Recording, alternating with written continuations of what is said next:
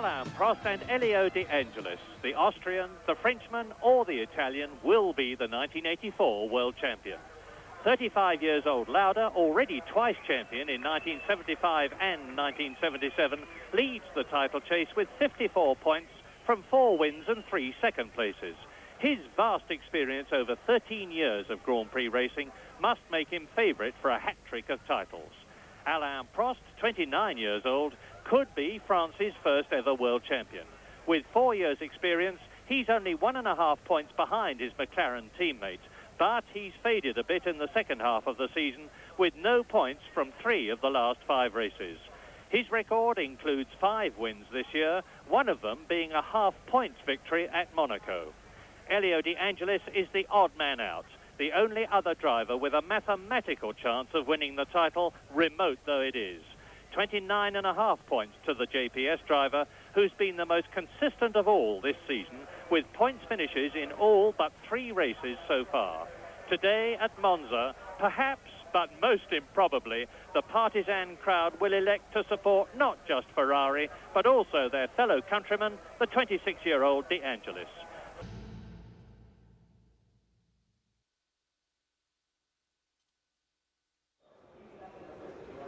1984年9月9日、モンザサーキットは決勝レーススタートの時を待っています。 F1 レジェンズ、今回は84年のイタリアグランプリ、小倉重則さんの解説でお送りしてまいります。小倉さん、いよいよチャンピオンシップも大詰め、全16戦の1984年シーズンも残り3戦ということになりました。はい、この後ニュルブルクリンクでのヨーロッパグランプリ、それからポルトガルグランプリがあったんですけれども、放送ではこのモンツァが最終回になりますよね。ですから84年のことをまとめていろいろとお話ししたいなと思います。はい、よろしくお願いいたします。220リットルという燃料制限ルールの中、この84年はタグポルシェターボエンジンを得ましたマクラーレン独走のシーズンでもありました。このグランプリの一つ前、オランダグランプリでこの年3回目のワンツーフィニッシュ、マクラーレンはすでに74年以来10年ぶり2回目のコンストラクターズタイトルを決めています。さあ、ポールポジションはネルソン・ピケ、ブラバム BMW ですが、今シーズン7回目なんですね。ピケはですね、この年最終的には9回ポールポジションを取りますね。はい、ただここ今ベスパトロフィーというのが出ているんですが、これ年間最多ポール獲得者に、ベスパのスクーターがもらえるんですね。はい、もうスクーターを手にしているピケですけれども、そして予選2番手はアラン・プロストです。ここまですでに5勝、勝利数ではラウダを上回っています。はい、マクラーレンチームはですね、朝のウォームアップセッションで2台ともパワー不足、それから水漏れというトラブルが起きてしまって、ラウダは新品のエンジンをレースカーに乗せ替え、はい、そしてこのプロストは T カーでスタートになりましたね。で、プロスト自身はこの、ブラジル、サンマリノ、モナコ、ドイツ、オランダに勝利して、ここでイタリアを迎えて現在は 52.5 点で、トップのラウダとは 1.5 ポイント差に詰めましたよね。はい、まだわからないというこの2人ですけれども、ラウダの方は予選4番手です。はい、ラウダはですね、土曜日のフリー走行で椎間板がずれてものすごい痛みに襲われちゃったんですね。はい、で応急処置をしてもらって、予選は痛みとの戦いの中での4番手、そして土曜の夜にメイトレーナーウィリー・ダングルの治療を受けたんですが、まだちょっと不安が残っている状態ですね。ここまで4勝のニキ・ラウダ、2位が3回ありまして、ポイントの上ではトップの54ポイント、画面の上の数字はこれまで13戦の獲得ポイント、84年シーズンは1位9ポイント、2位6ポイント、3位4ポイントというポイントルールになっております。さあ、予選3番手はロータス・ルノー、エリオ・デ・アンジェリスですね。はい、デアンジェリスは数字上ではここから3連勝してマクラーレンがノーポイントで終わればまだチャンピオンの可能性がある。Jetzt sind wir live im Autodrom von Monza. Grüß Gott und recht herzlich willkommen, liebe Motorsportfreunde in Österreich. In knapp 5 Minuten beginnt der 55. Gran Premio d'Italia. Ein klassisches Ereignis, das diesmal nicht von Ferrari, wie hier von Michele Alboreto geprägt werden dürfte, sondern selbstverständlich vom drittletzten Weltmeisterschaftsduell zwischen Niki Lauda und Alain Prost. Und gleich die wichtigsten Sachen zuerst. Wie ist Niki Lauda Gesundheit? Wie geht es dem Österreicher heute? Er wurde gestern noch bis 20 Uhr abends behandelt von Willi Dungl mit Massagen. Dann hat es Wirbelsäulengymnastik gegeben. Lauda hat dann 10 Stunden schlafen können. Heute ist die Behandlung gleich weitergegangen. Lauda hat eine Spezialbandage bekommen, damit der untere Brustwirbel nicht wieder herausspringen kann. Und Willi Dungl hat ihm auch einen Spezialsitz gebastelt, damit der Fahrer mehr Halt in den Kurven hat, speziell in dieser dritten Schikane, in der das ja gestern zweimal passiert ist. Einmal im Aufwärmtraining am Vormittag und dann noch einmal im offiziellen Training und ausgerechnet in dieser Runde, in der Niki Lauda seine beste Trainingszeit erzielt hat. Er hat mir heute gesagt, die Schmerzen waren plötzlich so stark, dass ich in der Parabolika-Kurve geschrien habe, so weh hat es getan. Ich habe keine Luft bekommen, nicht atmen können, aber ich musste unter allen Umständen diese Runde fertig fahren und es wurde dann auch mit dem 4. Startplatz belohnt. Niki Lauda hat heute Vormittag auch die 10 Runden inoffizielles Aufwärmtraining gut durchgehalten, ist allerdings nicht bis ans letzte Risiko gegangen. Immerhin die 5. beste Zeit hinter Prost, Piquet, Warwick und Campi. Lauda also 5. heute im Aufwärmtraining. Der McLaren ist leider nicht ganz fit, sondern ist ebenfalls ein bisschen angeschlagen. Und zwar jeweils Freitag und Samstag hat man festgestellt, dass Niki Lauda und auch Alain Prost ungewöhnlich hohen Wasserverbrauch haben. Man hat auf 23 Runden im Durchschnitt 2 bis 3 Liter bei Lauda oder sogar 4 Liter bei Alain Prost Wasser verloren. Die Entscheidung heute Mittag war, Alain Prost ins Ersatzauto, in dem man den Motor seit gestern gewechselt hatte, und Niki Lauda heute über Mittag noch ein Motorwechsel, der erst vor wenigen Minuten. Of course, Niki Lauda and Alain Prost, the McLaren teammates, way out front, and although it's mathematically possible for one of the other drivers just behind to lift the World Championship, it's surely between those two. As I say, just 2 races after the Monza Grand Prix today. Here's the grid position.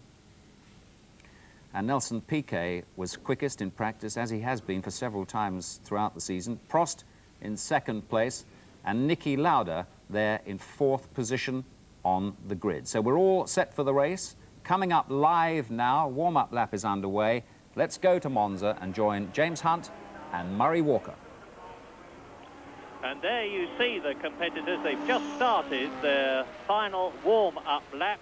A lot of dramatic news this morning with Nelson Piquet in pole position. Alain Prost, 2nd fastest on the grid, is having to turn out for the 4th time this year in the spare car because both he and Lauda had engine trouble in practice.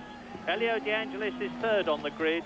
Niki Lauda put his back out. There is Lauda in the red and white car. Put his back out in practice yesterday. He's been strapped up by his world-famous physician, Willy Dungle, but it's doubtful that he'll be able to go the whole race at racing speed. Theo Fabi is 5th on the grid. Keke Rosberg blew an engine, a Honda engine, as did his teammate, Jacques Lafitte. There's Rosberg weaving about as he goes round the lap. Nigel Mansell is in 7th position, and you can see the legend there indicates the gears that they are using and the speeds that they take around the various corners. This boomerang-shaped circuit, which is 3.6 miles long, and they're now approaching the left-hander, which leads into the world-famous Ascari chicane, named after the late Alberto Ascari. They go from there down to the Parabolica, the last 180-degree turn, which leads into the start and finish straight. You've just seen the shading there. They approach that at some 180 miles an hour at race speed in 4th gear, change up to 5th, and in the old days, it was the last dash out of the Parabolica and down to the line which decided the race amongst a bunch of slipstreaming cars. There's Elio De Angelis now with those 3 chicanes in the Varianta Goodyear chicane, the Roger chicane and the Ascari chicane. The circuit has been slowed up, but Nelson Piquet's fantastic fastest ever lap of Monza yesterday for qualifying was at 150.7 miles an hour. And there is Piquet leading on the left, the 5 times Grand Prix winner of 1984, Alain Prost, who is only 1.5 points behind his teammate Niki Lauda, who is behind Prost on the grid. De Angelis pulling out a bit, and from left to right then, it's Prost, Piquet, then De Angelis. In 5th position, behind De Angelis, is Theo Fabi in the 2nd of the Brabants. And there's going to be so much noise when those lights change, it's going to be hardly believable.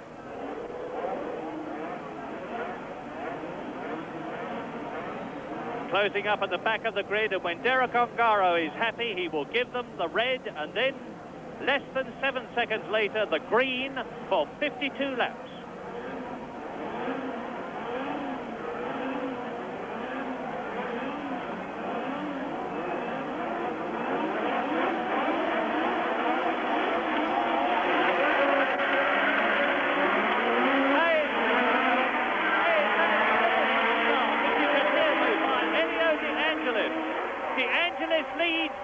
Piquet with that fantastic BMW horsepower punches into the lead from the Goodyear chicane. It's De Angelis second, it's Prost third, it's one of the Renaults in fourth position, and they're all cleanly through the chicane with Stefan Johansson, who is substituting in the Toleman for the suspended Ayrton Senna, the Brazilian driver, last in the race at the moment. Piquet leads then, De Angelis second, Prost third, then the Renault, then it's Nigel Mansell, I think, in fifth position, ahead of Niki Lauda.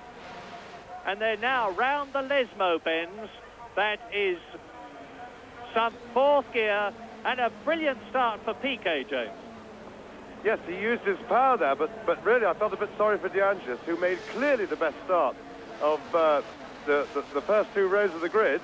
And he got away first, he went through between the front row, and Piquet just purely out-accelerated him, which, of course, speaks volumes for the BMW power. So a clean start, no problems at all, everybody got through, and Piquet now establishes himself in quite a comfortable lead, and Prost pulling out, having a look, but De Angelis is making him go the long way round. And the Renault is that of Patrick Tambay, followed by Theo Fabi. There in sixth or seventh position is Niki Lauda. They're coming out of the Parabolica to complete lap one now, and it's Piquet well in the lead. From Prost second, Tambay going up into third, ahead of De Angelis fourth, Fabi fifth, Lauda is in sixth position, and Nigel Mansell seventh. So Piquet, Prost, Tambay, De Angelis, Fabi, Lauda, Mansell, and then the two Alfa Romeos of Riccardo Patrese and Eddie Cheever, and already Mark Surer has been into and out of the pits. In fact, a very late start by Mark Surer in the Arrows, with the first lap completed in this 52-lap race, and Patrick Tambay is going extremely well in the Renault, because he's now right up behind and Piquet on the grass there. Prost second, Tambay third, De Angelis fourth, Fabi fifth, Lauda sixth. Now they are through and down to the Ascari chicane for the second time.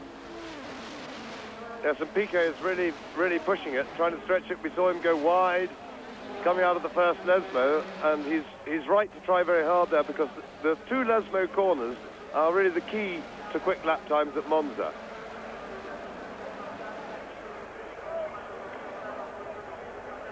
But Prost is now beginning to close in a bit, and Tambay is going fantastically well in third place. He's come up on the grid. Renaults have not had a good season, particularly when it's come to the race, but this is one of the best opening sessions for a Renault for a long time. End of lap two, it's Piquet, Prost, Tambay absolutely together. Then De Angelis with Fabi trying to take him. And Lauda in sixth position. These are the first three.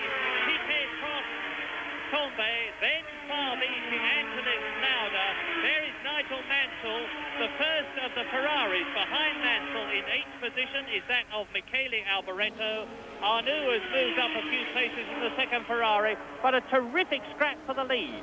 Piquet, Prost and Tambay, Brabham, McLaren and Renault going through the Rogia bends.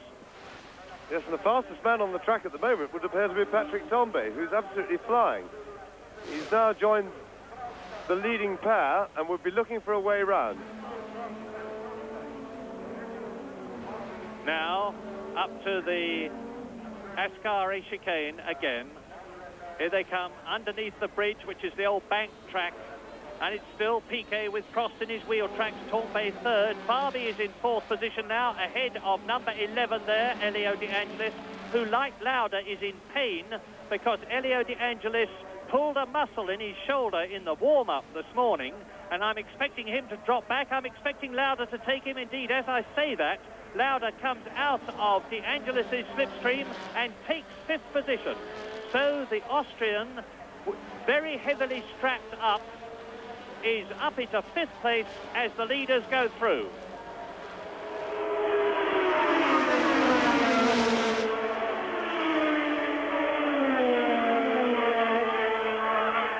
Prost has blown his engine, I think.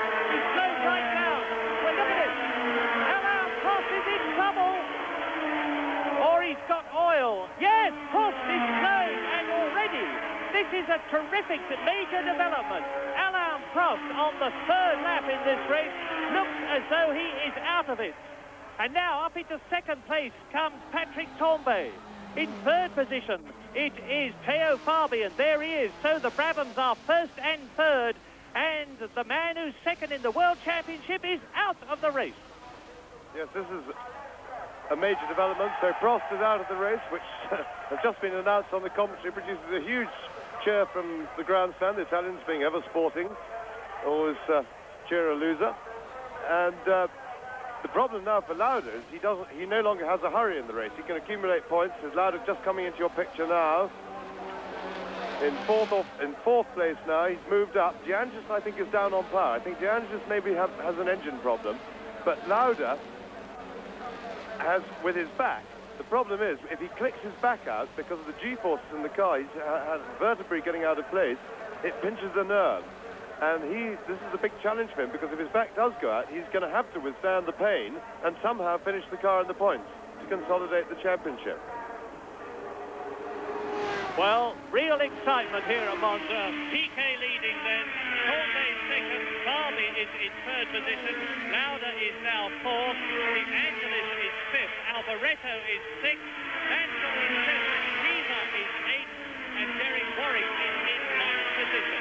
And this is lap 5, and Nelson Piquet, who very much needs World Championship points, not with any hope of getting the World Championship, but at least with the hope of finishing third behind the two McLarens. But Theo Fabi, charged up as he is by the fact that he is an Italian racing in Italy, is now harrying Patrick Tambay. Watch them as they come out of the bend there. There is Patrick Tambay in the red rear-winged Renault in second position, who's had a very thin season, not doing anything about Piquet and worried about keeping behind him as they come down to the Ascari chicane on lap 5. Keeping behind him, Theo Fabi there, number 2 in the second Brabham BMW. And those people who say the BMW engine has been unreliable for Piquet in the last few races need to remember that only once has the actual engine failed, because an oil line broke, a turbo broke, the tires went off, and it was only once that the engine gave trouble, and they've been working very hard on the ancillaries. Coming up to complete lap 5, Piquet, Tambay, Fabi, first, second and third. In fourth position, it's Lauda. Pulling away now from fifth, De Angelis. Sixth, Alboreto. And now Shiva and Warwick are closing right up on Nigel Mansell, who's in seventh position. The Italian Grand Prix. Nigel Mansell, who is seventh, is being caught by Eddie Shiva.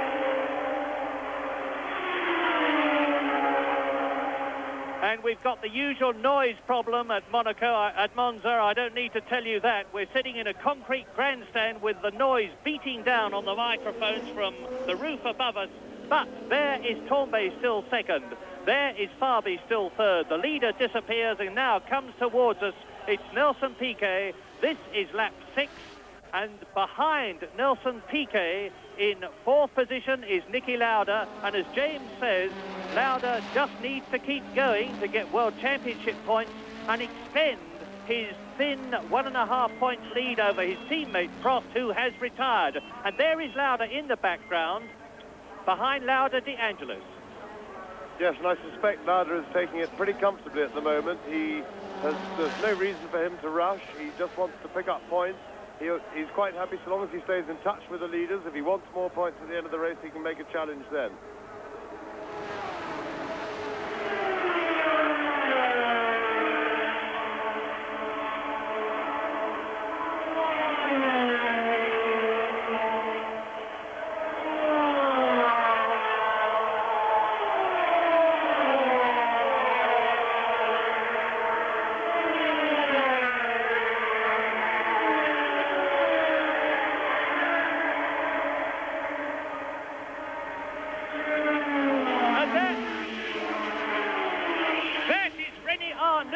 start of the race.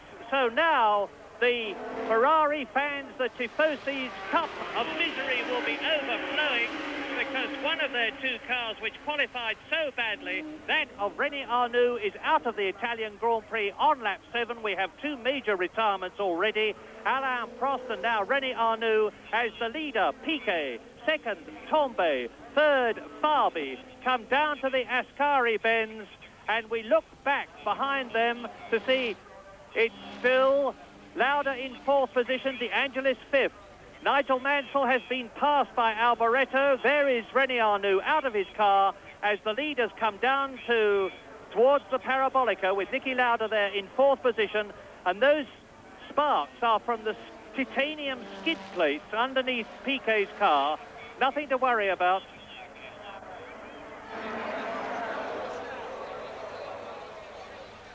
Completing lap 8-7.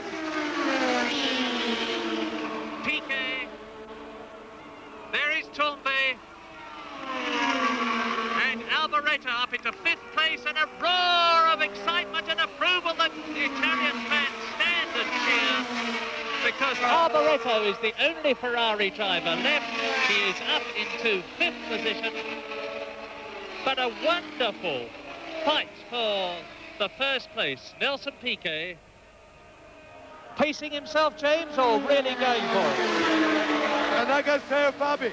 And I was just about to say, I would suspect that Piquet is going absolutely flat out, because the one thing you don't like to see on your tail is your own teammate.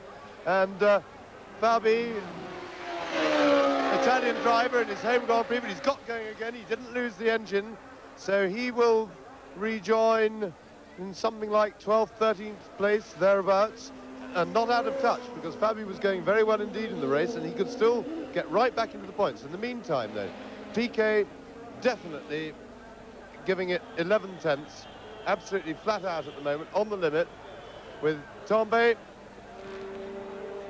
And we are now on lap 8, and there is the first of what I suspect will be many blown engines. Teo Fabi spun in third position. That has let Niki Lauda up to third position, and that was Stefan Johansson, who has apparently, he's up to 13th position. Piquet goes through, and the gap between Piquet and Patrick Tambay is less than a second now. Patrick Tambay is going to challenge for the lead. Niki Lauda is in third position on lap 9. There's a big gap between those three. Alboreto is now up into fourth, fifth, and Cheever sixth.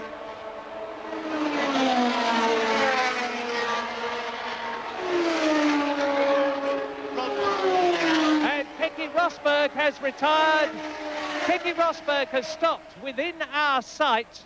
This is going to be a race where engine after engine blows. Rosberg is out on lap 9. Arnoux was out on lap 7.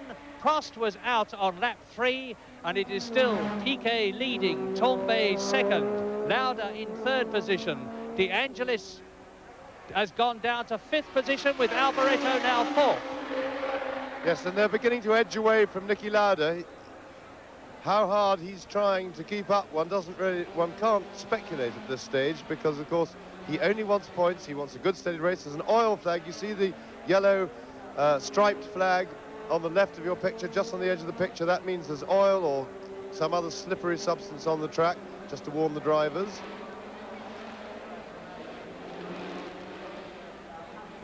Well, the gap between Lauda and Alboreto, who are fourth and fifth, is 5.5 seconds, and Alboreto's got a real train of vehicles behind him as Nelson Piquet goes through to complete his ninth lap, pulling away a bit now from Patrick Tambay second, and it's still on his own. Niki Lauda as Tambay goes through the Goodyear chicane. Now it's Alboreto.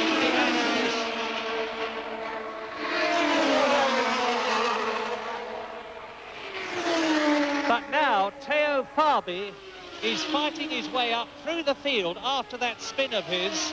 He's in amongst the battle for fourth and fifth place. That's Alboreto, De Angelis, Cheever, Derek Warwick, and Teo Fabi has not only caught them, but has passed two of them. We're on lap 10 now, Nelson Piquet on his own. He's only got to pray for a reliable BMW engine to keep him where he is, and that is to make it his second successive victory in the Italian Grand Prix. He won in 1983. And there is the brilliant reigning world champion, only for 2 more races because he's certainly going to lose the title. There is the parked Ferrari of René Arnoux, and coming towards us there is Alboreto, De Angelis, Fabi, Cheever, Derek Warwick, Jacques Laffite, Nigel Mansell. Yes, terrific midfield battle, but it is very nice to see, Murray, to see the Ferraris revive it. And there's Alain Prost walking back to the pits, and that will be a great disappointment to him. Of course, he now has to put his World Championship chances into the lap of the gods, and whether Lauda can consolidate and finish this race in the points. But to see the Ferrari back in contention is terrific.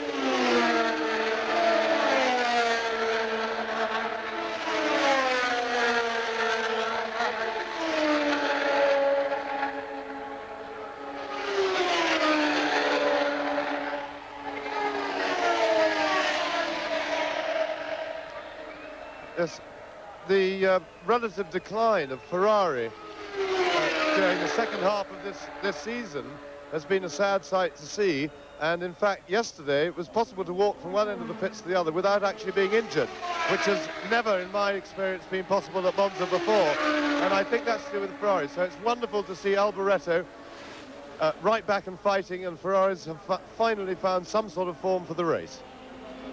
And when you see numbers along the bottom of your screen, it will indicate what lap they are on and the numbers of the drivers in race order. Thus, number 1, there he is, Nelson Piquet leading. Number 15, Tambay second, very close. There is Niki Lauda in 3rd position. There is Alboreto in 4th. Teo Fabi has come up to 5th position ahead of Elio De Angelis. In 7th position, the green and red Alfa Romeo of Eddie Cheever. There is the yellow Renault of Derek Warwick, followed by Nigel Mansell. And Nelson Piquet completes another lap. And there's a long, long gap now between the second place man, Patrick Tambay, and 3rd, Niki Lauda. Here are Cheever and Warwick. Cheever being taken by Warwick. And that's Fabi up into 4th position now. He's taken Alboreto. So Teo Fabi, who spun out in 3rd position on lap 8, is getting back through the field. He's up to 4th position. There's Piquet leading round the Lesbo bends. And Patrick Tambay hanging on. We are on lap 12. It's Piquet, Tambay, Lauda, Alboreto, Fabi, De Angelis, or was when that caption was prepared, because now Teo Fabi is up to 4th ahead of the Italian in the Ferrari, and Laffite has gone into the pits. So it's another miserable race for Williams with Keke Rosberg out of it. So now the big question mark for the race is, can Lauda overcome any back problems, and can he look after the car? Because McLaren's, uncharacteristically for them, and Tambay ever closer but not really in a threatening position, looking for a mistake from Piquet because he'll need that to get past. But McLaren's uncharacteristically had quite a problem this morning in that both cars were blowing water out of their cooling system. On Prost's car and on Lauda's, they lost about 2 litres in only 8 or 9 laps. As a result of which Prost ended up driving the spare, and they changed the engine on Niki's car. So here is Nelson Piquet leading on lap 13 with Patrick Tambay behind him in 2nd position. Niki Lauda is now some 7 seconds behind this battle, holding a watching brief because he's clearly not going to catch the 2 cars in front of him.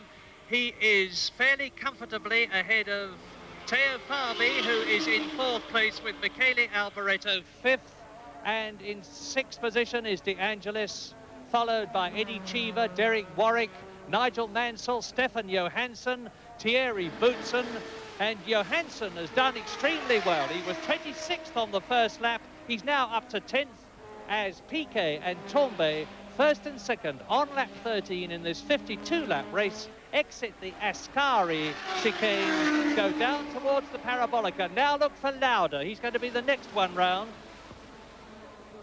And Tambay is now suffering from the perennial problem of following a Brabham BMW. The car is very, very fast in a straight line.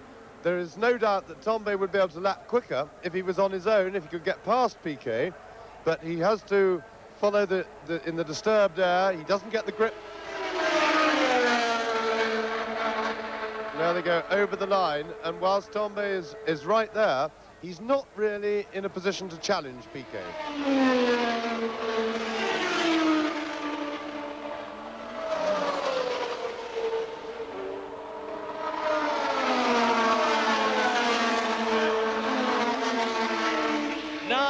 9.6 seconds now between Patrick Tambay in second place, and that's the second of these two cars, and the third position man, Niki Lauda. So the battle for leadership continues to rage on lap 14 between these two cars. World champion Nelson Piquet, who has already won in Canada and Detroit this year, won second place, but 9 failures to finish. There go the sparks from his skid plates again. Nothing to worry about. They've got a heavy fuel load, of course. They start off with 2. Mansell out. Nigel Mansell has spun off, and I suspect that is at the Rozier chicane. So Nigel Mansell, he won't get going again. His car will be full of dust and gravel, and he's out of the Italian Grand Prix. Yes, no chance on that gravel that they put down, which is absolutely brilliant at stopping a car, but you try and drive out of it, you just spin the wheels and just dig in deeper. It's which, in fact, if you think about it, is a fair penalty, and it's really a pity that they don't incorporate that sort of runoff area for safety reasons at a lot of other tracks. Well, the battle continues. Here it is. And Niki Lauda is continuing. But now Teo Fabi is right with Lauda. Teo Fabi has caught Niki Lauda. Piquet leads, Tambay second, Lauda third, but soon I suspect Teo Fabi is going to catch and pass Niki Lauda, who won't have to worry too much. Elio De Angelis has just gone limping past us, I think having missed a gear badly, and he's going very slowly up to the Goodyear chicane, and I don't think it'll be long before the second JPS Lotus is out of the race to join Mansell, Lafitte, Rosberg, Arnoux and Prost, who have already retired on lap 15. 2 pairs of cars. Piquet in trouble. Do you see that burst of smoke from Piquet's car? Is he slowing? Well, that's a danger sign. Yes, there was. Yes, there we go. Yes, Piquet is definitely on his last legs. He can't do that and carry on for very long. So we saw the burst of smoke. He's still pressing on, but I don't honestly think that we're going to see Piquet for more than a couple of laps. Even if it's an oil leak, right, it'll eventually run out and everything has to stop. So Tambay, who must be very happy, he's had a wretched season for Renault. Things really haven't gone well. He hasn't been able to show his true ability. Piquet has slowed right down now, in real trouble. His engine sounds horrible, and there goes Tambay into the lead. Lap 16, and Patrick Tambay takes the lead. There he is from Nelson Piquet, whose engine is extremely rough. I said earlier on that the BMW engine itself had given little trouble in the last 4 races when Nelson had problems, but I think the exception is this, the 5th, because now, for the first time this season, and indeed since he joined the Renault team, Patrick Tambay, the tremendously popular Frenchman who actually lives in Wimbledon, is leading a Grand Prix, and that will be manna from heaven as far as the Renault organisation is concerned. There is Niki Lauda, who has got, you can see Teo Fabi right behind it. There's the race leader. That is Jonathan Palmer. Here is Patrick Tambay on lap 16, leading the Italian Grand Prix, and he's leading now with, it depends whether Lauda or Piquet come through next. as to who the second place man will be. Let's look and see. It's Lauda. Lauda is now second on lap 16. There is Tambay leading, going into the Parabolica. And Nelson Piquet will almost certainly come into the pits. I'll watch to see whether he does so or not, as Tambay crosses the line. Now in the lead. Niki Lauda is keeping in second position, and Teo Fabi is now third, and Piquet is missing. So Alboreto is in fourth position, and I'm talking to you on lap 17 with Chiva fifth, Gerrit Warwick in sixth place. Stefan Johansson is now up into seventh position. Stefan Johansson in the Tolman is in seventh position, having started 26th on the grid, and Piquet is in the pits. Piquet is in the pits, and so is Elio De Angelis in this now grippingly exciting Italian Grand Prix. Piquet out of it, Mansell out of it, Lafitte out of it, Rosberg out of it, and Arnoux and Prost. And there comes the engine cover and the cockpit cover off Piquet's car. Piquet is out of the car. Piquet is out of the Italian Grand Prix. And now it is Tambay leading, with Lauda second, and I think soon to be displaced by Fabi. Alboreto is fourth, Chiva is fifth, Warwick is sixth, Johansson is seventh, Boutsen eighth, Patrese ninth, Ghinzani 10th, Gartner 11th, and Gerhard Berger, the Austrian in the ATS, is in 12th place. Ein Renault führt im Grand Prix von Italien, das ist auch nicht unbedingt papierformgemäß.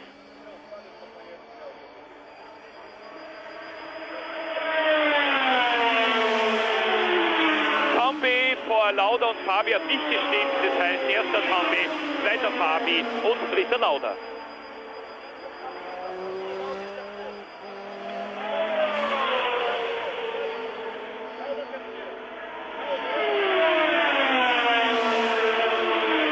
Das letzte Mal, dass ein Renault in einem Formel 1 Grand Prix heuer geführt hat, glaube ich, ist in Dallas passiert, allerdings nur wenige Meter, vielleicht erinnern Sie sich. Derek Warwick hat damals den führenden Keke Rosberg bereits überholt, hat sich aber beim Anbremsen der nächsten Kurve gedreht, ist ausgeschieden. Das war also eine Führung von nur einigen Metern. Echte Führung hatte Patrick Tambay in Dijon herausgefahren. Damals führte Tambay vom Start weg, wurde dann von Lauda überholt. Nach den Reifenwechsel, Boxenstopps hat wieder Tambay die Führung übernommen und wurde dann ein zweites Mal von Lauda überholt, und Lauda hat... And now it is Tambay leading, with Lauda second, and I think soon to be displaced by Fabi. Alboreto is fourth, Chiva is fifth, Warwick is sixth, Johansson is seventh, Boutsen eighth, Patrese ninth, Ghinzani 10th, Gartner 11th, and Gerhard Berger, the Austrian in the ATS, is in 12th place. Tambay. Now look amongst this bunch of cars, and you'll see in second place, the third of them is Niki Lauda. It's not, it's Fabi. Fabi is now up into second place ahead of Niki Lauda, and we could yet see a charge by Teo Fabi with his Italian adrenaline flowing in the Italian Grand Prix to catch the leader, Patrick Tambay. Fabi now in second place is some 5 seconds or 5.5 seconds behind Tambay, and before his spin he seemed to be the quickest on the circuit, but of course at that time remember that Tambay was being held up by Piquet. Piquet is now gone, Tambay is lapping quicker, but can Fabi catch him? Vorsprung von 3 Sekunden gehabt hat auf den nächstschnellsten. 7 Minuten lang war Berger theoretisch sogar im Besitz der Pole Position. Er hat handgeschnitzte Sticks verwendet, also Trockenreifen, in die man mit der Hand Rillen hineingeschnitten hat. Tambay führt 5,8 Sekunden vor Fabi. Weitere 9 Zehntel zurück, Niki Lauda an der dritten Stelle.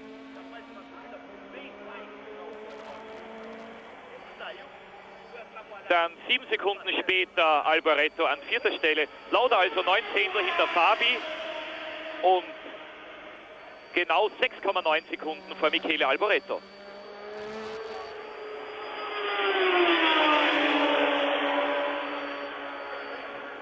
Was kann man von Theo Fabi noch erwarten? Heuer sehr viele Ausfälle. 9. Platz dann in Dijon, 4. in Detroit, 4. in Zeltweg und 5. in Zandvoort. Hat also die beiden letzten Rennen beenden können.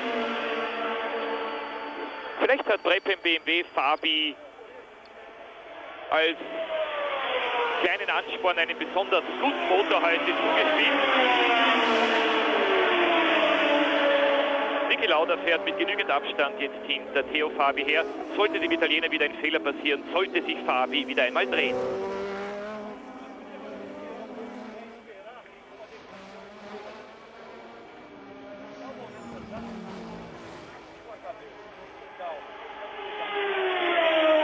Und schauen wir uns auch gleich den Saisonrekord von Patrick Tambay, dem Führenden, an. In Rio an 3. Stelle das Benzin ausgegangen und dann 6. Platz. Blick auf die prall gefüllt. And there's some very important dignitaries from Italy in the VIP's box here today, watching over the Italian Grand Prix, and they're seeing Patrick Tambay leading, Theo Fabi now in second place, 7 seconds behind. And what we are seeing is an absolutely superb drive from Stefan Johansson. The Toleman team have been suffering their problems recently with contractual difficulties with Ayrton Senna. And they brought in Stefan Johansson. He had a lot of trouble qualifying, just qualified the car on the back of the grid. And is absolutely charging through this race. So a marvellous drive by Stefan Johansson, and I would think that that will virtually guarantee him a job with Toleman next year. Well, sad news for the JPS team and fans. Elio De Angelis is out of the Italian Grand Prix. He had a mathematical chance of becoming world champion when the race began. That has now been totally destroyed. And the championship is now finally between Alain Prost, who is retired, and the second of these two men that you're looking at. It's Niki Lauda, who is in 3rd position in the race, on his way at the moment to 4 championship points. And either then Alain Prost or Niki Lauda has to be world champion of 1984. Der Formel 1 ein Weltmeistertitel zwischen Teamkollegen entschieden wird. Erstmals passiert 1950 zwischen den Alpha-Fahrern Fangio, Farina und Fagioli. Dann 1960 bei Cooper zwischen Jack Brabham und Bruce McLaren. 1961 das tragische Duell bei Ferrari zwischen Phil Hill und Graf Trips. 1967 bei Brabham das Duell zwischen Jack Brabham und seinem Stallkollegen Dennis Halm.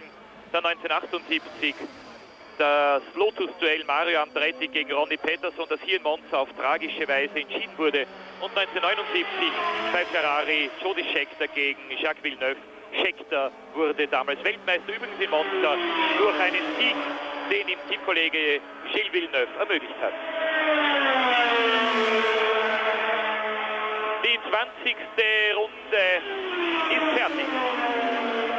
Tambay führt 6,3 vor Fabi, 7 Sekunden vor Lauda, 15,8 vor Alboreto, 20,3 vor Warwick, 23 vor Cheever, 24 vor Johansson, 44 vor Patrese, 49 vor Quintani, der überraschend weit vorgestoßen ist und bereits 9. ist. 10. ist Gardner, 1 Minute und 22 Rückstand. Und 11. ist Booth mit 1 Minute 28 Rückstand. 12. Polmer, 13. Rotengarter, 14. Berger und 15. Surer. Diese 4 je eine Runde Rückstand und nur noch diese 15 Fahrer im Rennen. 11 in der gleichen Runde. Am nächsten zu überrunden der Belgier Thierry Booth mit dem Aero. Fabi vor Lauda.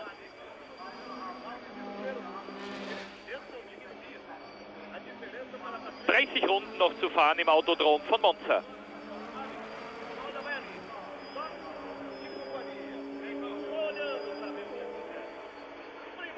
Lauda lässt sich im Augenblick mit Theo Fabi in keinen Zweikampf ein. Er hat den führenden Patrick Tambay in Sicht, was psychologisch für einen Formel-1-Fahrer immer sehr wichtig ist.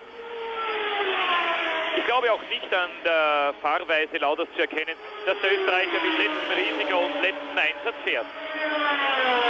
Hier haben Sie grafisch die Abstände. Bei Start und Ziel vorbei bereits Patrick Tambay und räumlich sind das die Rückstände von Fabi, Lauda dann etwas später Alboreto und Warwick.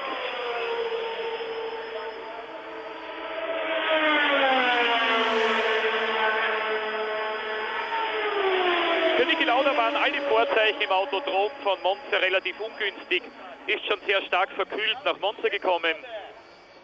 Dann das ewige Problem mit den Wasserkühlern des McLaren. Schnellste Runde Theo Fabi, 1:32,418 in der 22. Runde, 1:32,418. Damit hat Fabi den... I must say I'm a little worried in purist terms at the way Fabi is really clouting the entry and the exit to the chicanes by riding the curbs. He is, of course, doing a 10/10 in his efforts to catch Patrick Tambay, who's 5.5 seconds ahead of him. Nevertheless, look at the way Lauda is going through the corners, and you will note that he's demonstrably smoother than Theo Fabi in front of him, and it looks to me as though Patrick Tambay is dropping back a bit. It's really impossible at the moment to assess Lauda's form in this race. He looks very comfortable indeed, as Murray says, extremely smooth, while Fabi is obviously on 10/10 and giving it everything. But Lauda doesn't have to hurry now. He can sit.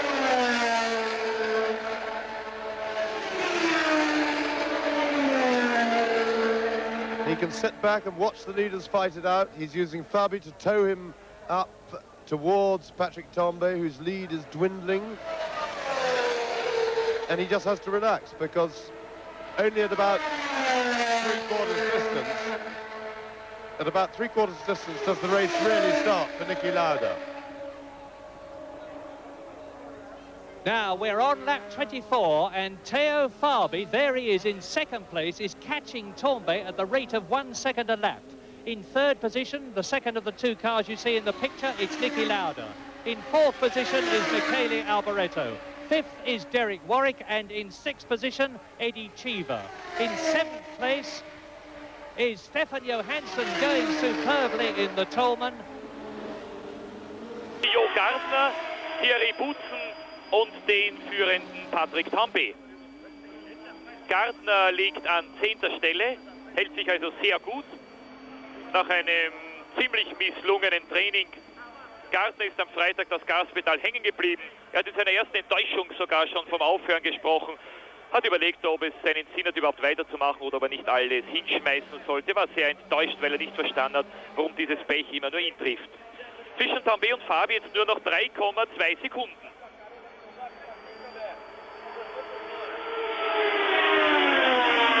Tambay überrundet Boutsen noch vor der ersten Schikane. Gardner macht vor der ersten Schikane noch nicht Platz. Tambay war auch noch lange nicht nahe genug dran.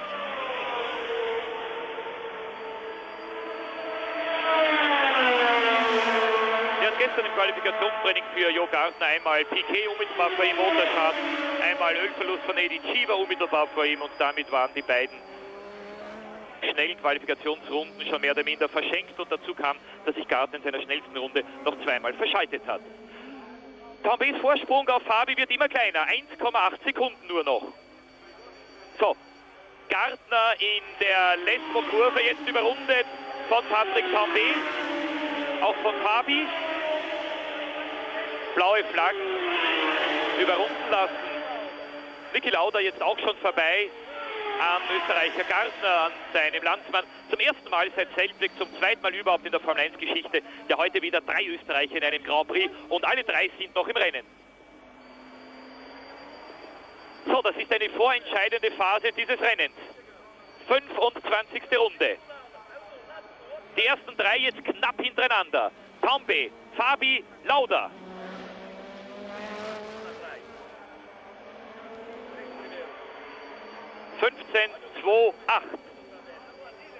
Tambay auf Renault, Fabi auf Breppe BMW und Lauda auf McLaren.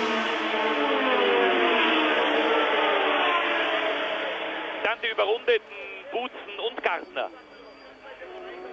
Überrundet jetzt auch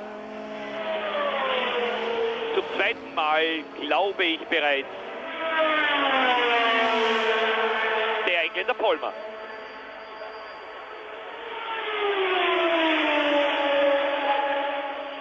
So, und die ersten 3 im Rennen ist unmittelbar hintereinander.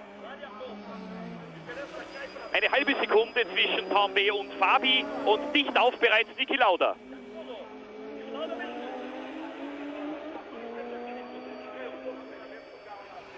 Möglicherweise lassen jetzt die Reifen bei Theo Fabi ein bisschen nach.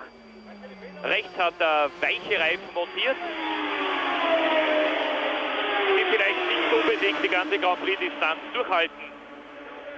Tambay und Lauda haben die gleichen Reifen montiert, nämlich 4 harte Reifen.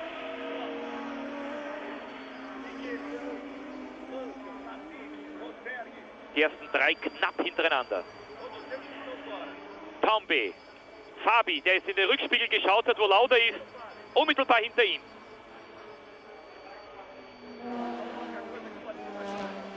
Dann 4. Alboreto, 5. Warwick, 6. Cheever, 7. Johansson und 8. Patrese. Die Alpha laufen heute sehr gut, Cheever 6. und Patrese 8.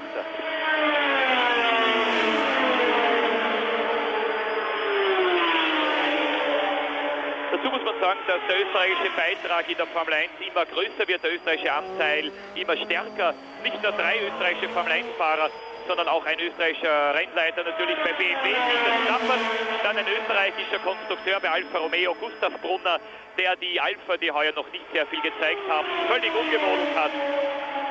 Neues Auspuffsystem, neue Aerodynamik, neue Karosserie und neue Kühler.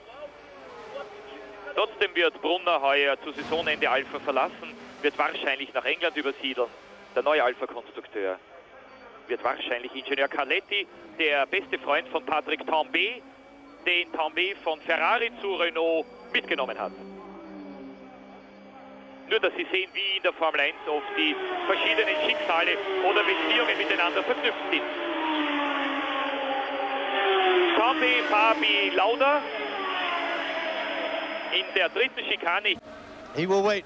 If he's going to make a challenge, for sure he's not going to make it until about the last quarter of the race. He's just going to sit there and watch and hope that they burn each other out. Now Theo Fabi can see his chance. Coming out of the Parabolica, he will be right up with Patrick Tambay, but not close enough. And incidentally, Michele Alboreto in 4th place, as you can see, is some 12 seconds behind Lauda, some 5 seconds ahead of Warwick, who's 5th. Cheever is in 6th place, and Stefan Johansson, up from 26th at the start of the race, is in 7th place, substituting for the suspended Ayrton Senna in the Toleman team, who's been suspended by the Toleman management for, they allege, breaking his contract in signing to drive for the JPS Lotus team for the next 3 years, starting in 1985. But never mind about 1985, this is 1984, and it's all action. Lap 28, Tambay, Fabi, Lauda. The Frenchman, the Italian, and the Austrian, and you can see how close they are, fighting for the lead. And Renault, if Patrick Tambay wins this race, will surely make him a hero of France, because they have not won a Grand Prix in 1984. They've had all sorts of problems. Derek Warwick is in 5th position, so both Renaults are in the World Championship points places at the moment. Derek Warwick has got the Ferrari of Michele Alboreto ahead of him in 4th position, and behind Warwick in 6th place is the Alfa Romeo of Eddie Cheever, which will almost certainly run out of fuel in the closing stages of the race. It usually does, and Cheever is expecting it to. Exiting the Parabolica. Tambay, Fabi, Lauda.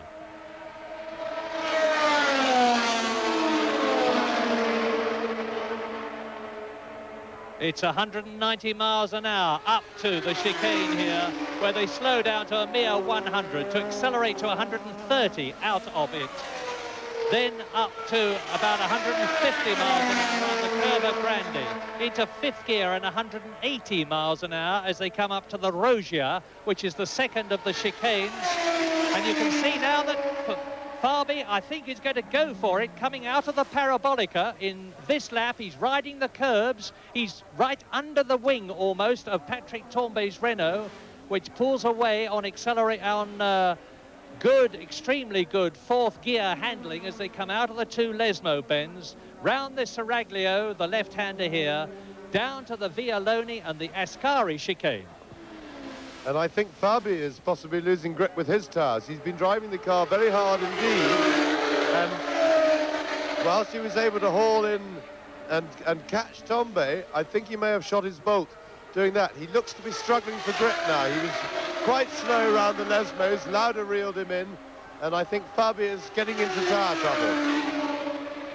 Yeah, Niki Lauda, of course, in keeping clear of the curbs, is not only protecting his suspension, but protecting his back.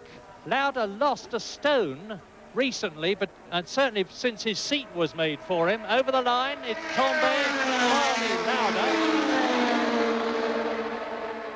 And Niki was literally slopping about in the seat, which probably caused his problems. The seat has been rebuilt overnight with a lot of extra padding, and in the warm-up, Niki professed himself to be happy with the revised seating arrangements, which of course are absolutely vital. The G-forces in Grand Prix racing are enormous. The drivers are held down by straps over their shoulders, round their waist, over their thighs. And these are the first three on lap 30 in this 51 lap plus the warm-up lap, 51 laps of actual racing, which is 184 miles an hour, 184 miles as near as makes no difference. And Patrick Tambay still leads in the V6 Renault from the straight 4 BMW and the V6 tag-powered McLaren of double world champion there, Niki Lauda. Is he going to make it 3 world championships? They're waiting for Tambay to come into the pits. So what James was saying about tyres looks as though it is right. Yeah, I think both the leaders are in a bit of trouble with their tyres. I'm not saying that the tyres are really bad, but I think both Tambay and Fabi are potential stoppers for tyres. And Lauda's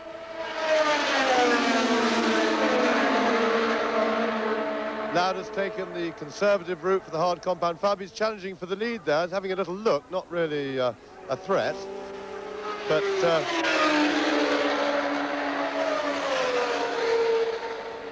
Lauda has come back at them without making any apparent effort. So things look to be terribly well for Niki Lauda.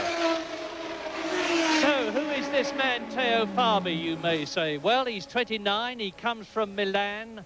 He finished third in the Formula 2 European Championship back in 1982, I think it was. And then he drove for the Tolman team, but because he refused to take part in the drivers' strike in South Africa, he was not very popular. He didn't do well that season. He went to drive in Indy racing in America. He took pole position for Indianapolis last year and the fastest lap. He finished second in the Indy Championship. There is Alboreto in 4th position, and here are the first 3. And you can see that Lauda is getting closer and closer to Fabi, who is maintaining his about 6 or 7 car lengths gap between himself and Tambay, or rather Tambay is maintaining the gap as they come through to complete lap 31. First, second and third, Tambay, Fabi, Lauda.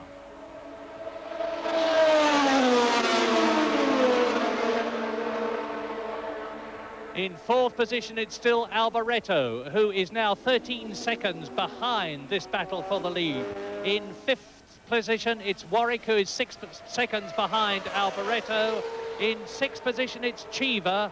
In 7th position, it is Stefan Johansson, who is now only 1.5 seconds behind Eddie Chiva in 6th position. So Stefan Johansson may well end up on the leaderboard, and Fabi is, I think, I'll say it again, going to have a go at Tambay, unless Tambay can do what he has consistently done, pull away from the second place man Teo Fabi on the Lesmo bends, and it looks as though he's doing it. Boutsen has gone into the pits with, I suspect, a failed engine, and that's Alboreto, 4th position. Boutsen out then with all the others. So a fantastic battle up front, the 3-cornered fight for the lead, and we're already well past half distance now, and I think that whatever happens, here come the leaders. That's Winkelhock just in front of them.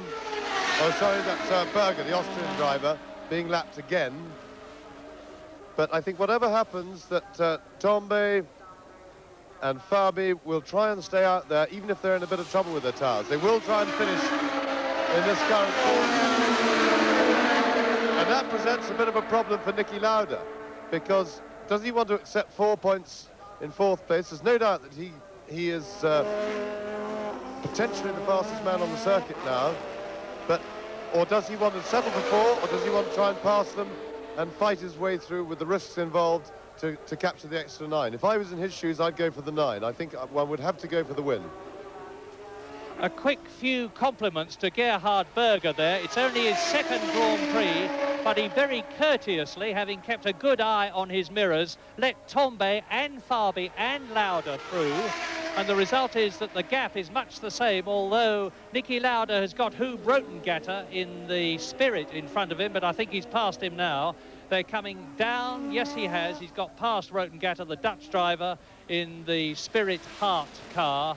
And on lap 33, we see Tambay, Fabi, Lauda battling for the lead. It's still Alboreto 4th, Warwick 5th, Cheever in 6th position, Johansson is 7th, Patrese is 8th, Ghinzani is 9th, and he's the last man not to have been lapped. Joe Gartner, who is 10th, has been lapped. Sura is 11th, Rotengatter is in 12th position. And where is Derek Warwick? Derek Warwick is off the circuit, and Stefan Johansson, in his first race for Toleman, is up into 6th position and World Championship points places. Derek Warwick off the circuit. There is his car. Derek Warwick on lap 34 out of the Grand Prix, and you can see now how this very fine soft material stops the car, but having done so makes it almost impossible to get it off the circuit. They have power winches and cranes, actually, and I think they'll need that to get Warwick's Renault out of the way. Another terribly disappointing race for Warwick, 6th in the championship. He's had a couple of seconds, a couple of thirds and a 4th, but he's not going to get any points in this race. And down the field, just behind the leaders, Eddie Cheever and Stefan Johansson have been having a huge battle for quite a long time now.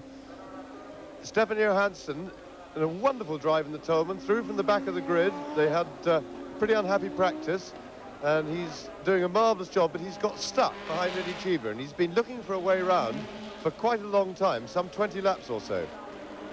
In order for that caption to be meaningful, of course, you need to know what the race numbers are. Well, 15 is Tambay, there he is. 2 is Fabi, there he is. 8 is Niki Lauda, there he is. And this is the best battle in a Grand Prix that we have had for a very long time, certainly this season, with all the first 3 together on lap 34 completing it.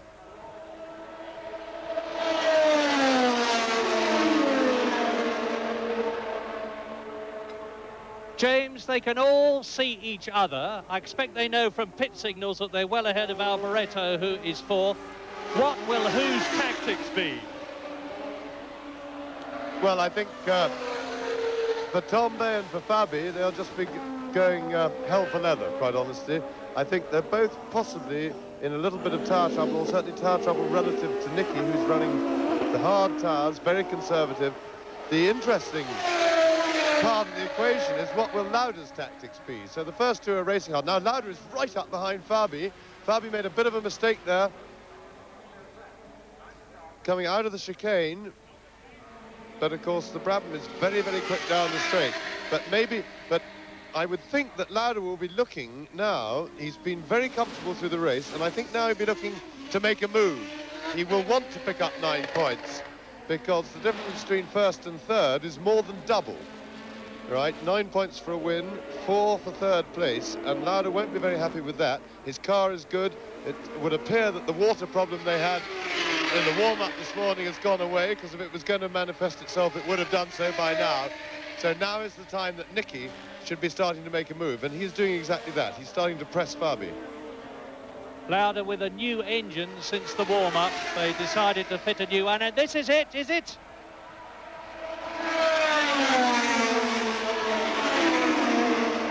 Well, Fabi is going to need all his cool now, because Lauda is practically sawing the Brabham gearbox in half with the nose of his McLaren. The problem for Nicky is that Teo Fabi is relatively inexperienced as a Grand Prix driver, and the thought that must be going through Nicky's mind is that he is also an Italian in his home country, in his home Grand Prix, and that always pumps up a little bit of extra adrenaline. And the one thing Nicky can't afford to do is to make contact. So he's going to be very, very conservative about trying to get past Fabi. He's going to be awfully careful and quite worried about it. Exactly 16 seconds behind Niki Lauda. It's still Michele Alboreto in the sole Ferrari left in the race, with Arnoux having retired. Alboreto fourth. He is some 17 seconds ahead of Eddie Cheever, who is fifth. You can see how close it is between Cheever and Johansson. Less than a second. Johansson being in sixth position. Then it's Patrese seventh. Ghinzani is eighth. Gartner is ninth, but has been lapped. And there is Joe Gartner, Ghinzani, who is being caught by the leading three.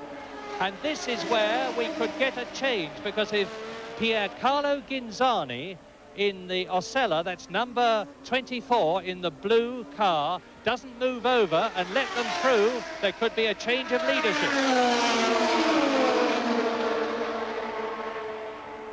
Now let's watch. Ghinzani's already gone through the chicane. Now there are Tombe, Fabi, Lauda together. Renault, Brabham BMW, McLaren tag, and you can see Ghinzani in front of them, and I suspect they're going to catch Ghinzani round about the Ascari chicane. There he is. There is the Italian who comes from Bergamo in the Alfa Romeo Turbo V8 powered Osella. Yes, Tombe does not want to catch him in the Lesmos, because that would slow him down. It will slow down his speed. He's getting awfully close to him, but he wants to get the straight line speed for this next straight. But in fact, he's got through all right, and he'll get a little bit of a tow. So that was a potential crisis for Tombe. If he got held up, remember, it's always the leader, and well done, Gartner. He's absolutely terrified, but that was the right thing to do. Maybe if he'd braked a little bit earlier and thought about it a bit sooner, he wouldn't have nearly had an accident. But proper thing too, he was watching his mirrors, and the leaders have gone through unmolested in what is undoubtedly the best battle we've had this year for the lead in a Grand Prix. Ghinzani suffered there, but my goodness, he benefited with perfect racing manners the first three. And incidentally, it was at that point that Ghinzani's teammate, Joe Gartner, had a gigantic off in practice in his Osella and damaged it very badly, and was very, very lucky not to be hurt himself. So, lap 38, 51 lap race, still the battle. Tombe, Renault leads, Fabi, Brabham second, Lauda. McLaren is in third position. The gap between Lauda third and Alboreto fourth is still just under 16 seconds. Cheever is still fifth, about 16 seconds behind Alboreto fourth. Just ahead, Cheever fifth of Johansson sixth. Patrese is seventh and is the last man now not to have been lapped by this flying trio.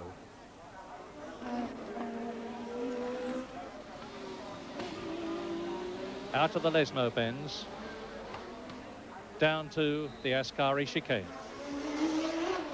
Well, whatever problems that Tombe and Fabi might have been having earlier with tyres will now have gone away. They've settled down. I should explain that the tyres are more vulnerable to overheating when they're earlier in the race. First of all, the car's heavier, but more importantly, there's less wear on the tyres. So Lauda's got a real battle on his hands.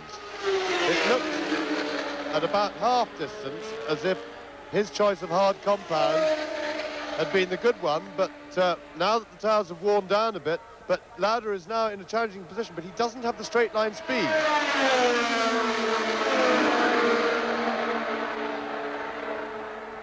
Well, he's inside Fabi, but how brave is he? Because Fabi's very brave. For sure, Fabi is going to be super brave, and Nicky can't afford to take any risks at all, so he's going to have to settle to sit behind him.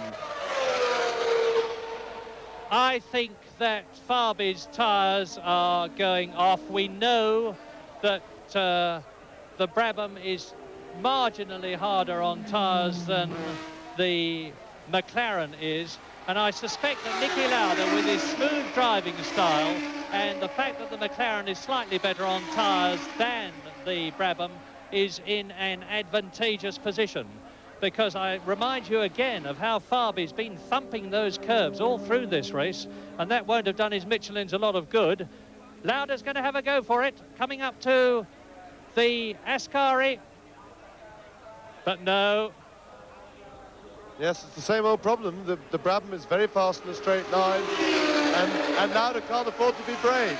But it's beginning to become a problem for him, because whilst Fabi is getting more and more ragged, Tambay is starting to put out a bit of a gap, and one thing Nicky doesn't want is to let Tambay get away, because he's going to get past, and he would really like to get past Tambay as well. So Fabi is starting to become a serious problem for Nicky.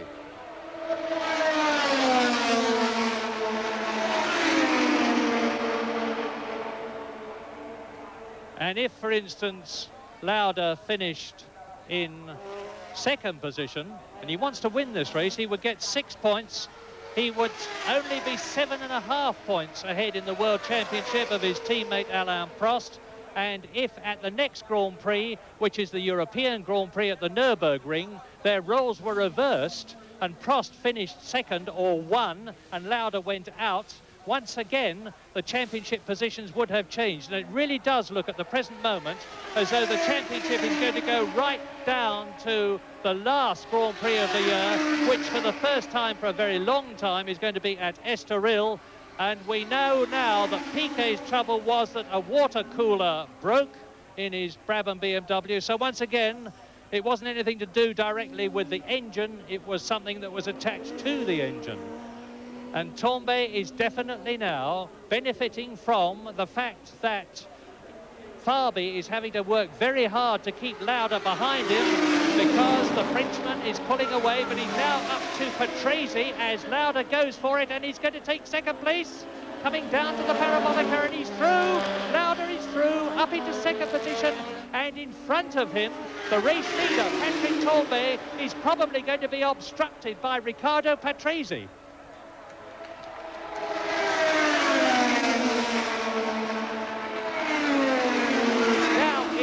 Patrese's let Tambay through. Is he going to let Lauda through? Well, I remind you that last year, Patrese, who's in an Alfa Romeo this year, was in the same team as Nelson Piquet in the Brabham. He's changed. Now he's got Niki Lauda catching him. Is he going to move over and let him through so that Lauda can, hopefully, from his point of view, do something about setting about and trying to catch Patrick Tambay, the race leader? The first time this season since the Brazilian Grand Prix that a Renault has led a Grand Prix, and then it wasn't Patrick Tambay, it was Derek Warwick who's out of this one. And now on lap 41, Tambay leads, Lauda second, Fabi third, Alboreto fourth, Chiva fifth, Johansson sixth, Patrese seventh, and then Ghinzani eighth, who's been lapped. Gartner is ninth. You're looking at Alboreto in fourth position. 10th is Sura, 11th is Berger, and 12th is Rosengatter.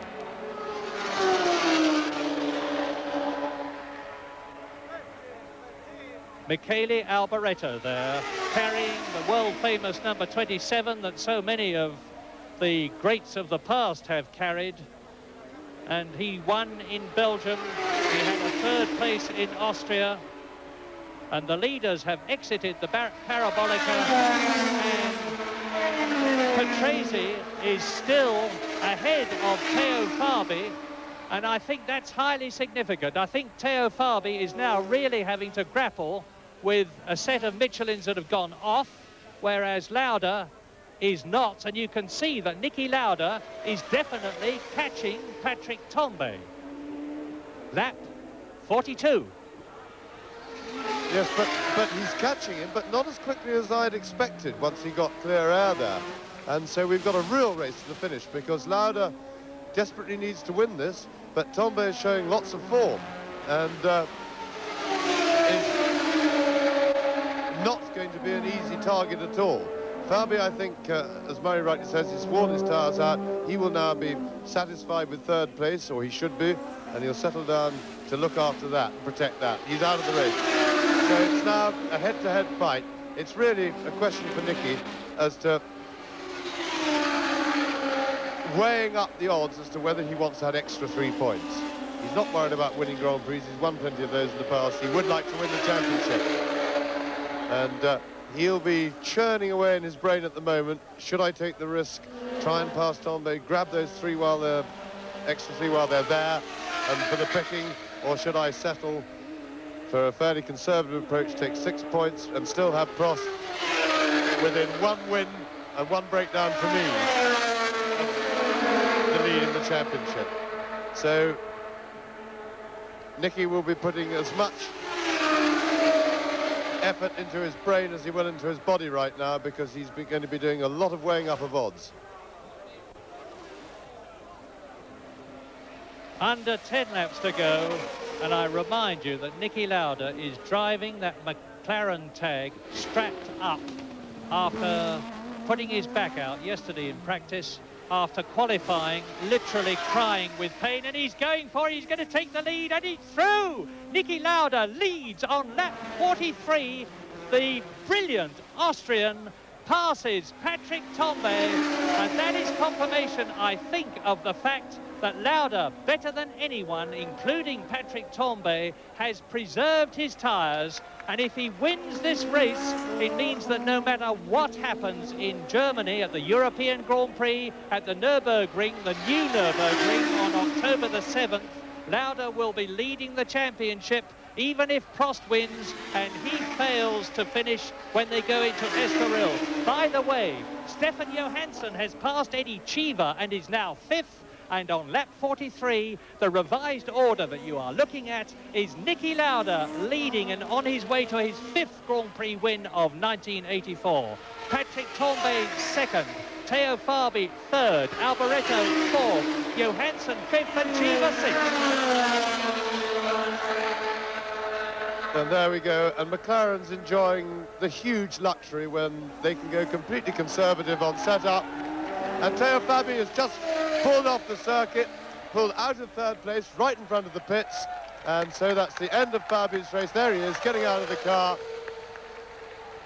and really a great shame, but there's a big cheer from the crowd, because that puts Alboreto up into 3rd place, and really a very worthwhile revival from Ferrari. Now, Nicky got past.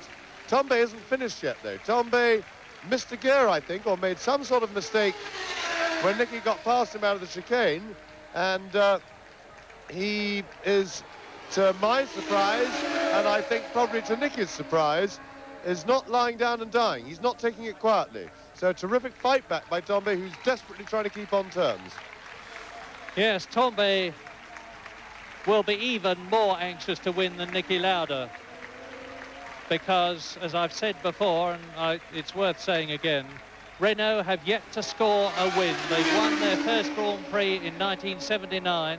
They've won one every year since, and not to win this year with these new cars that they've produced with their new team of Patrick Tambay and Derek Warwick has been a terrible setback for the French concern. And there is Alboreto's car, and the Italian crowd, understandably, are going absolutely mad with enthusiasm, because now you can see that Tambay is out. You can't see, but I can. Patrick Tambay has stopped. Patrick Tambay has stopped on lap 45, and that means to say that Michele Alboreto is now up to 2nd place. So both the Renaults are out, but that's Michele Alboreto's Ferrari behind Riccardo Patresi's Alfa, and it sounded a bit fluffy to me. I think Tambay's just run out of petrol, actually. Yes, I'm sure he has. Fuel consumption was a big problem here, and the big question mark now is whether the Ferrari will be able to go the distance. They'll be on the limit. McLaren, for sure, will be very conservative. I think that it's unlikely that we'll see a problem for Niki Lauda, but it's been a very, very hard race. And I think a harder race than any of the front runners expected. So we may see quite a lot of people running out of fuel in these late stages. Remember, we've still got some 6 laps to go. But Lauda, of course, now with a huge advantage.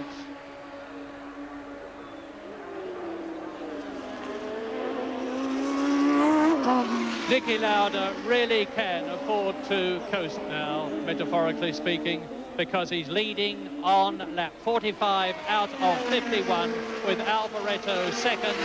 Cheever has now moved up into third position. Patrick Tambay out of the race, which means to say that Theo Fabi is fourth, and Stefan Johansson Fabi out of the race. So now it's Lauda leading, and there's Michele Alboreto taking Riccardo Patrese and lapping him. Johansson has been into the pits but is now back in the race, and on lap 46 it's Lauda leading, Alboreto in second place. In third position behind Alboreto it's Eddie Cheever, and I wonder if the Alpha is... That looks like that's one of the arrows. I can't see whether it's Boutsen or Sura. It looks like Thierry Boutsen. However, there is Alboreto, and we are now on lap 46. It's Lauda, Alboreto, Cheever. Then in fourth position, we're frankly in doubt because we're trying to see whether Stefan Johansson has come through. The race is tending to fall apart after the first 3, of which we are absolutely sure. That is to say, Lauda, Alboreto, Cheever. Patrick Tambay is out, Fabi is out. We're waiting for Johansson, who could well be fourth, with Patrese in fifth position, has been lapped, and Ghinzani back in the points for the first time since, I think, the Austrian Grand Prix, in sixth position. But those last 3 positions very much subject to confirmation until we get them going past us.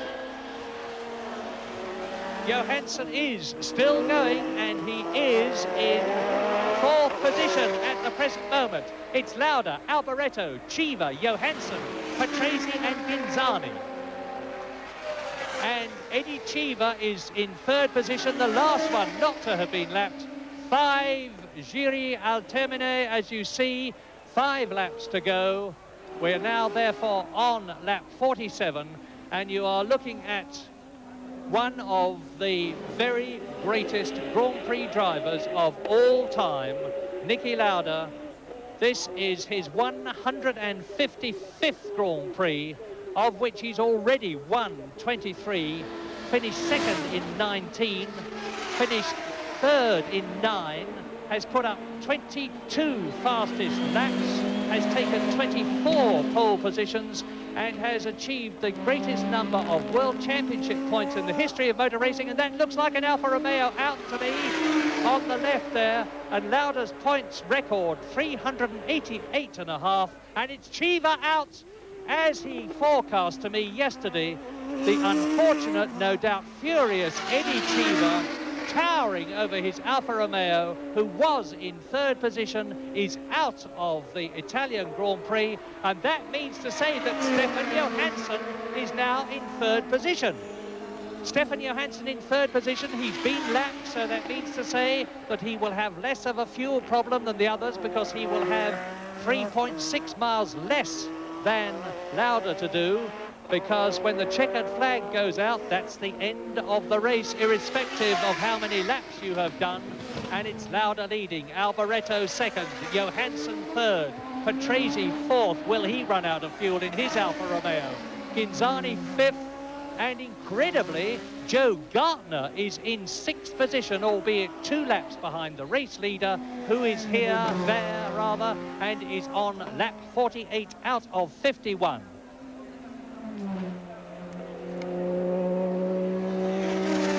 Johansson is slowing. I think he's lost a gear. It sounds to me as though Stefan Johansson has lost a gear, but he's got a pretty substantial lead over Ghinzani, who is now in 5th position. And what a race this has been, with Piquet leading, Prost going out of the race, Arnoux going out of it, then Rosberg and Lafitte, Mansell and Piquet, De Angelis, who lost his World Championship chances, and Lauda looks like making it 5. Yes, it's really a shame that the race has fallen apart so much in the last few laps, because we've had an absolutely fascinating and on-the-limit struggle for the lead in a three-card fight. It's really been a very, very good race indeed, and it's just a pity that it's with the fuel consumption problems that they've had, that everybody should be dropping out at this stage and leaving Nicky really a very easy task just to basically coast home. Alboreto at this stage won't be trying to chase Lauda. He will be doing what Lauda's doing, turning his boost down, cutting back his fuel consumption and making sure he finishes. Alboreto is 25.2 seconds behind Niki Lauda in the lead. Now in third position, Riccardo Patrese is 8 seconds behind number 27 there, Michele Alboreto, who, as you see, has 3 laps to go and is catching one of the Osellas. It looks like Joe Gartner to me, the Austrian, who is actually in 6th position now that Eddie Cheever has retired. Yes, it is Joe Gartner. And Michele Alboreto, take a close look at the Ferrari, because this is actually the new chassis, but it's got the old bodywork on it. They had some McLaren-type bodywork on it. Everybody's had to come into line now and follow John Barnard's brilliant design principles. That's the McLaren designer, which is now seemingly going to have won 10 Grand Prix out of the 14 that will have been held at the end of this year. And that is an amazing record. In Holland, McLaren broke the John Player Special Lotus record of 8 wins in one season, which Mario Andretti and Ronnie Peterson created in 1978. And Stefan Johansson in 5th position, 2 laps behind, is very, very slow indeed. He must be nursing his car to finish, but the race leader in the red and white Marlboro McLaren with its tag Porsche designed engine, Niki Lauda, is now on his 50th lap. Yes, talking about McLaren now, you're absolutely right. There's a frenzy of McLaren-type copies coming out amongst the designers. And there is Stefan Johansson in real trouble. He's going very slowly, and I think you're right. I think it's a gearbox problem, because he seems to have an engine. But the big problem always with copying other cars for a designer is what bit do you copy, or do they know what they're copying? Because whilst there's plenty of science involved, there's also still plenty of art in motor racing, and just copying a car won't make it the same. Niki Lauda is catching the new 6th place man, and that's Gerhard Berger, the Austrian in the ATS. There's John Barnard to the right of the screen. On the left is Steve Nicol. To the right is Crichton Brown. They're the McLaren men, and they're waiting now to see Lauda as out goes one of the Osellas, run out of petrol. It's Ghinzani. Ghinzani's run out of petrol. There he is, and he was in 4th position, having passed Johansson. Now you see how that means to say that Berger will have gone up to 5th and Gartner will have gone up to Berger will have gone up to, I think, 4th position. Let's work this out. We're on the last lap now. You're watching the race leader, and Lauda leads. Alboreto is 2nd, Patrese is 3rd, Gartner is 4th, Berger is 5th, and Huub Rotengatter, the Dutchman in the Spirit car, in only his 7th Grand Prix, is in the points 6th place. 1 point if he finishes where he is now. And you see there Riccardo Patrese being chased by Joe Gartner. And I wouldn't be at all surprised if he runs out of fuel, because he's going extremely slowly. Almost at the end of the race, Stefan Johansson is actually, I see, still running, so he could well be in the points at the end of the race. And Niki Lauda is almost home to have won his 5th Grand Prix of 1984, making it 10, an amazing 10 for McLaren. They've only got one record left to beat now, and that's the number of World Championship points for the Constructors' Championship held by the Williams team. They had 120 points. There's Berger, who's going to finish in the points. There is McLaren going into the Parabolica for 9 points to increase his championship lead over his teammate Alain Prost to 11.5 points. And Niki Lauda has made it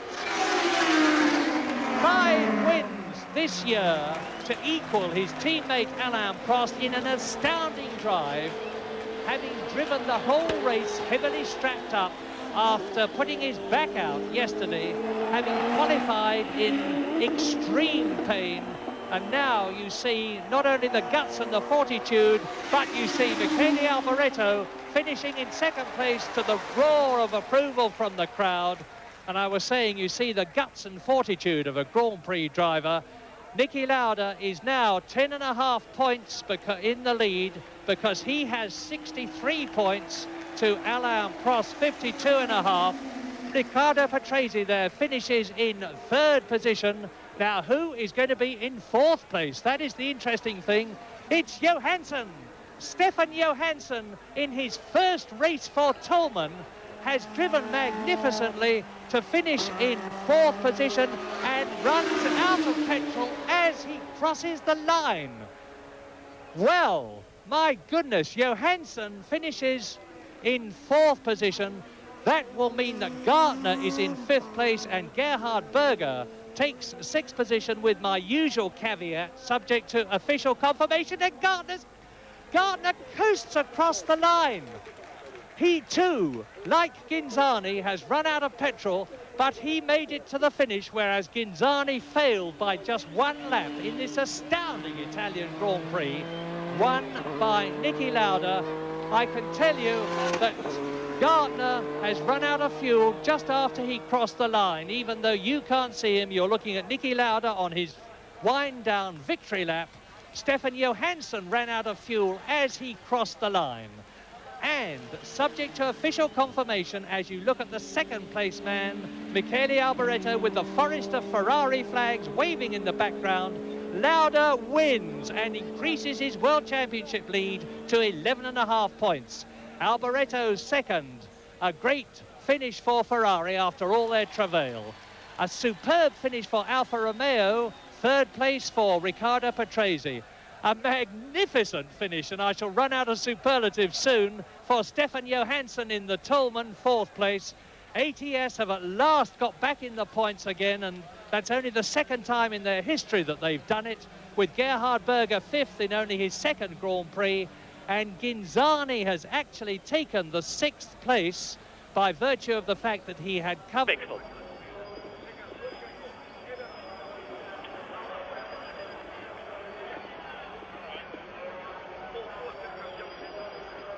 Der übliche Tumult in Monza. Hier wird jeder Sieger triumphal gefeiert und heute ganz besonders Niki Lauda. Sein zweiter Sieg in Monza, sein 5. Saisonsieg. Und in der Weltmeisterschaft 10,5 Punkte Vorsprung auf Alain Prost. 63 Punkte. 63 Punkte, das ist für Niki Lauda, was die Weltmeisterschaft betrifft, fast eine magische Zahl. Erinnern wir uns an die Automobilweltmeisterschaft 1976.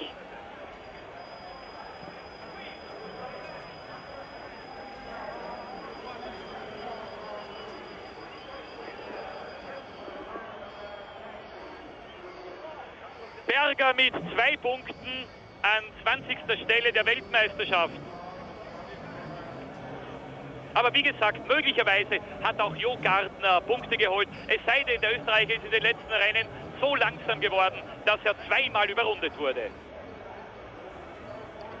Jean-Marie Balestre, der FISA-Präsident, rechts mit dem Rücken zur Kamera. Die Strecke bereits von Menschen überflutet. 200.000 heute im Autodrom von Monza. In der Weltmeisterschaft der Konstrukteure ist McLaren schon seit Zandvoort uneinholbar an der Spitze gewesen. Fast 3-mal so viele Punkte wie Ferrari und Lotus. Dann Renault, Brabham, Williams, Toleman, Alfa, Aeros, und Osella. Und der Tiroler Gerhard Berger hat dem ATS-Team zu den ersten Weltmeisterschaftspunkten in diesem Jahr verholfen. Was der deutsche Manfred Winkelhock 14 Rennen lang nicht geschafft hat, hat Gerhard Berger in seinem erst zweiten Rennen geschafft.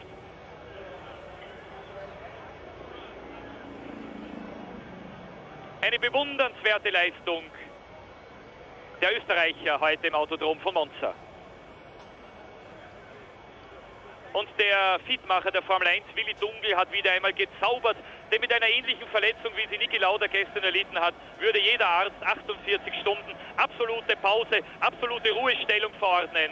Aber das Wunder wurde geschafft. Lauda wurde fit gemacht, ist ins Rennen gegangen und Lauda hat gewonnen. Damit hat Niki Lauda die Möglichkeit, bereits am 7. Oktober auf dem Nürburgring den Weltmeistertitel sicherzustellen. Nämlich dann, wenn sein Vorsprung auf Alain Prost auch nach dem Nürburgring-Rennen noch mehr als 9 Punkte betragen sollte. An Siegen steht zwischen Lauda und Prost jetzt 5:5, genauer gesagt 5:4,5, denn der Sieg von Prost in Monte Carlo bringt er bekanntlich nur die Halbpunkte 4,5. Selbst in Tirol grüßt Niki Lauda und freut sich sicherlich auch mit Gerhard Berger aus Wörgl, der dritte Österreicher der Rennsportgeschichte, der Weltmeisterschaftspunkte geholt hat. Auch Gardner hätte Punkte geholt, wäre er nicht in den letzten Runden zurückgefallen. Offiziell wird jetzt Gardner ist 7. in der gleichen Runde wie Ginzani. Aber Ginzani hat natürlich die Ziellinie mit einem stotternden Motor etwas früher überquert gehabt als Gardner. Das heißt also, Ginzani 6., 1 Punkt für den Italiener und Gardner 7. 8. dann noch der Holländer Huub Rottengatter. Nur ein Drittel der Fahrer im Ziel, 25 gestartet, 8 angekommen, nur 2 in der gleichen Runde. Niki Lauda gewinnt 24,2 Sekunden vor Michele Alboreto auf Ferrari, 1 Runde vor Riccardo Patrese auf Alfa Romeo, 2 Runden vor dem Schweden Stefan Johansson mit dem Tolman Hart, ebenfalls 2 Runden Rückstand an 5. Stelle Gerhard Berger mit dem ATS und 6. ist Pier Carlo Ginzani mit dem Osella, 7. Gardner, 8. Rottengatter. Da hat sich Berger gestern noch recht geärgert. Hier sehen Sie noch einmal diesen denkwürdigen Augenblick. Niki Lauda als Sieger im Grand Prix von Italien, abgewunken nach seinem 24. Sieg und von Gerhard Berger auf den letzten Metern ins Ziel geleitet. Niki Lauda hat Gerhard Berger vor Trainingsbeginn am Freitag hier alle Schalt- und Bremspunkte des Monza Autodroms erklärt. Gerhard Berger hat jeden Satz, den Niki Lauda gesagt hat, in sich aufgesaugt und hat sich offensichtlich mit Erfolg danach gehalten. Wie es jetzt bei Berger und ATS weitergeht, ich kann mir nicht vorstellen, dass man den Österreicher nach diesem Erfolg in einem Monat auf dem Nürburgring nicht einsetzen sollte. Niki Lauda steht jetzt dort oben, wo er in Monza schon einige Male gestanden ist, 1975 als Dritter und Weltmeister 1977 als Zweiter.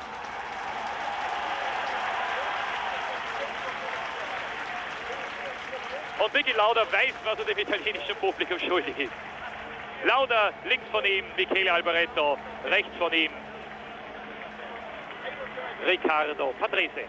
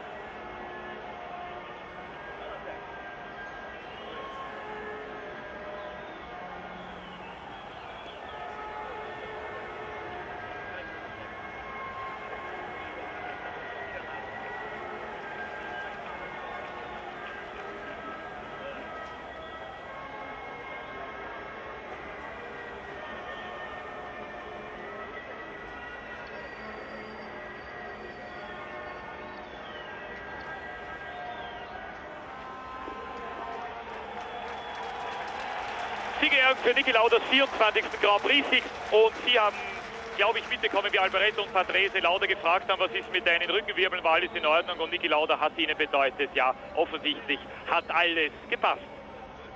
Es ist keine Frage von Tapferkeit oder besonderem Mut. Mit einem herausgesprungenen Wirbel kann man einfach nicht fahren, weil man, ja, das sehen Sie, Niki Lauda hat, glaube ich, doch ein bisschen Schmerzen. Man bekommt dann einfach keine Luft und man kann nicht atmen, man muss einfach dann aufgeben. Und das hat Niki Lauda ja auch gestern im Training gemacht, vor Schmerzen schreiend, hat er mir nachher erzählt, durch die Parabolika-Kurve gefahren. Aber heute mit dieser Bandage hat alles funktioniert. Meine Damen und Herren, ich hoffe, Sie sind zufrieden. Niki Lauda steht vor seinem 3. Weltmeistertitel nach diesem triumphalen Sieg in Monza. Ich darf mich von Ihnen verabschieden und gebe zurück nach Wien. マクラーレンタグポルシェ、そしてミシュランも合わせてですけれども、圧倒的に強かったですね、はい、もうちょっとね、退屈症候群に入るぐらい強かったですよね。それから、特筆すべきはホンダが、ダラスでまず優勝ができた、これが大きかったですね。それから雨のモナコ、セナとベルフが活躍した、それからオーストリアグランプリで、全車ターボカーになった、はい、そしてこのグランプリで新たな若手がまた伸びてきた、そのうち1人は本当に志半ばで散ってしまったのは残念ですけれども、はい、本当に夢のある時でしたよね。そしてレギュレーション、そしてテクニカルな部分ではどうですか。そうですね、220リッタールール、そして燃料補給禁止になって、燃費がきつくなる、でもこれがまた技術者にとって新たなチャレンジになったし、新たな燃料が出てきたり、これからね、またレースとしてはちょっと面白くない時もあるけれども、長い目で見ると